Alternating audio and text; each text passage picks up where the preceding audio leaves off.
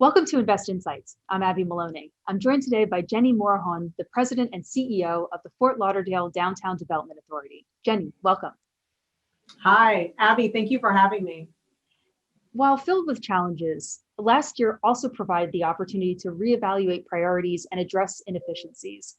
With this in mind, how has the Fort Lauderdale DDA transformed its thinking as it relates to guiding development in downtown Fort Lauderdale? I mean, so much has changed, and I'm glad transformation is the big focus of your season 3 here.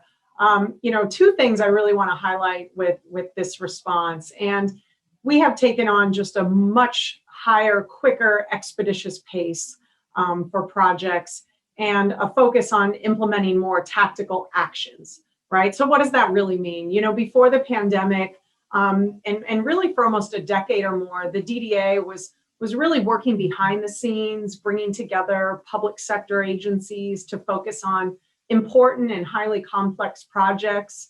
It took us almost a decade to get federal funding to get a new courthouse, a federal courthouse built in downtown Fort Lauderdale, and that's still in the process.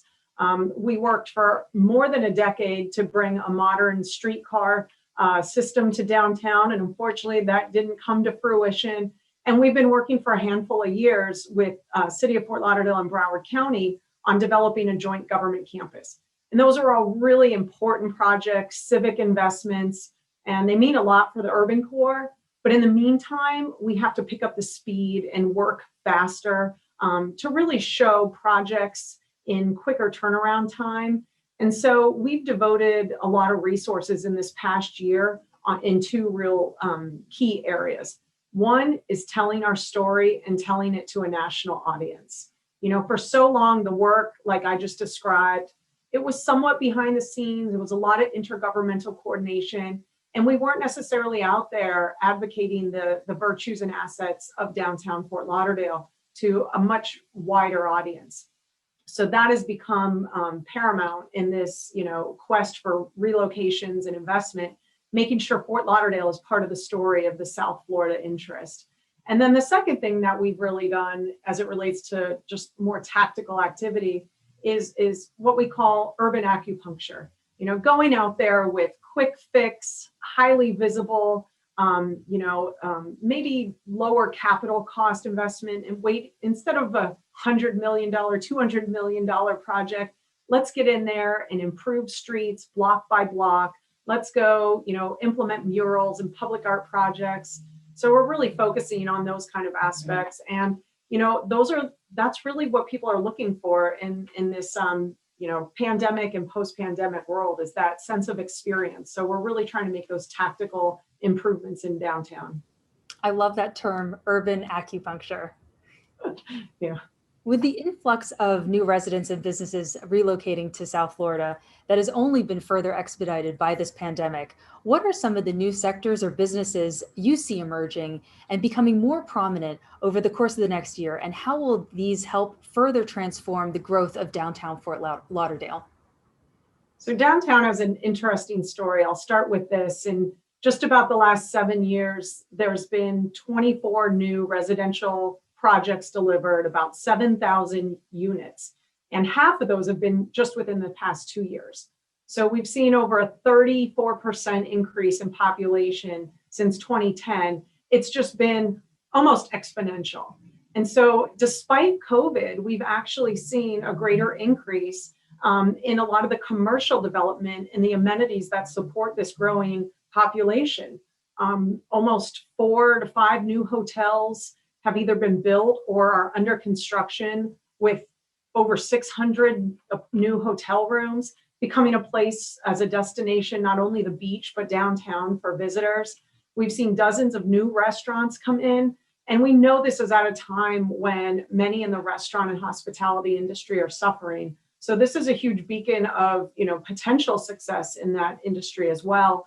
And, even in downtown, Publix has its first ever Greenwise Market in Broward County that opened in our urban core.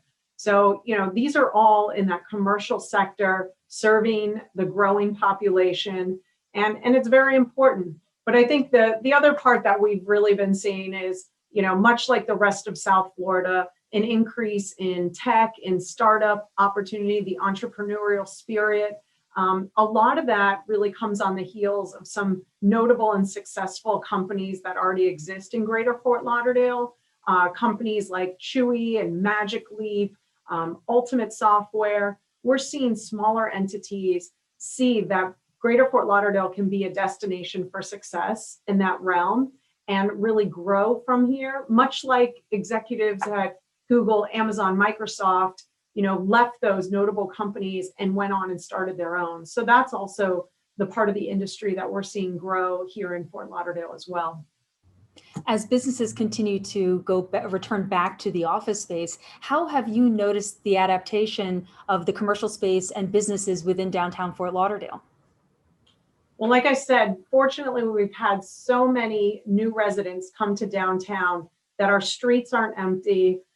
There's still a vibrancy, and of course, it's been minimized with work from home, work from anywhere. Not having almost 7 million square feet of our office space in downtown occupied with the pre-COVID 65,000 employees.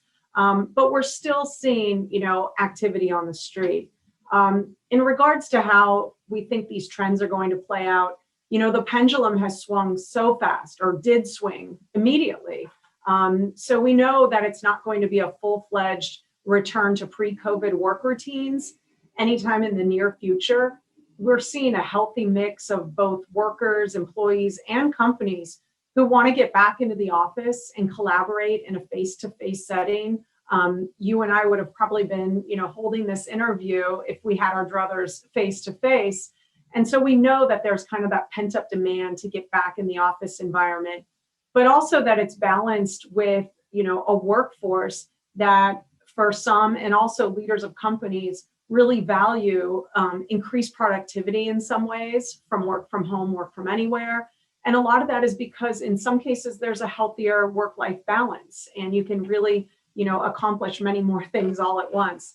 So, I think because we've had such an increase in our population and the experience side of downtown is growing still as well, that's only going to lend for the attraction for leaders of companies to say, let's bring employees back to really be part of this urban core. How have you observed the relationship between the public and private sectors in Fort Lauderdale transform and adapt over the course of the past year, and how will this ultimately benefit the city's future? So public-private partnerships, P3s, co-benefit scenarios, whatever term we want to call these, they're the bedrock of how cities grow, how industry excels, and how people prosper.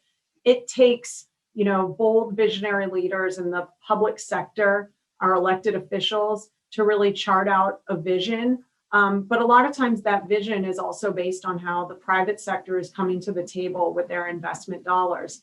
And here in Fort Lauderdale, we've seen a huge increase in the really collaboration, not just talking to one another, but working together on shared priorities and visions for new investments. We have Inter Miami, the soccer club, built a new stadium here in Fort Lauderdale.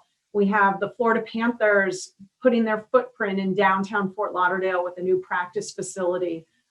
New entities coming to the table to look at using public-owned land for new development like affordable housing, dynamic activated park spaces.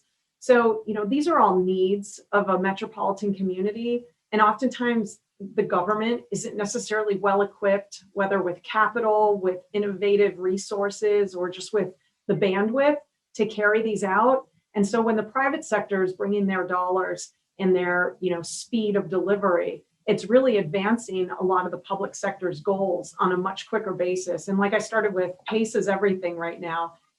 Folks really want to see action quick. And what about you, Jenni? How have you personally transformed after this past year? Wow. I think we're all still transforming, or at least I am. And hopefully that's a process that lasts throughout, my life. I'll say, this past year or so has really amplified maybe some of my existing traits. So, being a compassionate leader, being somebody who is very thoughtful of kind of how others are experiencing good, bad, and everything in between. My domestic side, believe it or not, I really enjoy, being home with our family and being very nimble, being able to adjust to change. I thrive in changing environments. I like change. So fortunately, that's been an upside. I think some of the areas where I'm probably transforming and flexing new muscles in the most ways are multitasking. I'm actually really prefer to compartmentalize, get one thing done at a time, move on. It's kind of, that's in my DNA. So really being almost, full-time at-home mom / full-time president, CEO / Jenni time, if that ever comes into play, you have to do all of that simultaneously. And that's certainly been a bit challenging, but also really learning to relax a little bit more. I think we all joke of what Netflix series are you watching right now? Or, what are you doing in downtime? And finding the joy in that and the calm and not feeling like by relaxing, I'm not getting something else done. And then probably the biggest transformation is, recognizing that executing is the priority over a perfect strategy. So, we need to move, we need to get things done, and we can sit and, come up with contingency plan A, B, C through Z.